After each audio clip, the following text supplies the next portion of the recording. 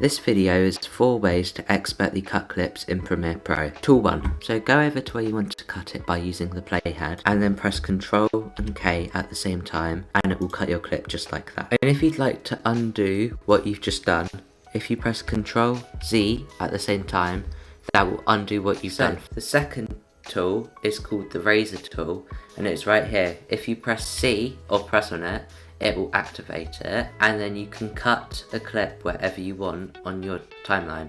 So let's say I want to do it here, I've cut that now, and then if I want to go back to my cursor, I would press V. The next tool is the ripple edit tool. You can press B to activate it or press it here. But if you go over to a bit that you want to take away in between two clips, and then you press left click and then you move it forward, that will delete the part of the clip that you've just moved forward, and then it will move all of the other clips along with it, which can be really useful to use. And then the fourth one is backspace. I have a video here which is how to make your screen vertical in Premiere Pro.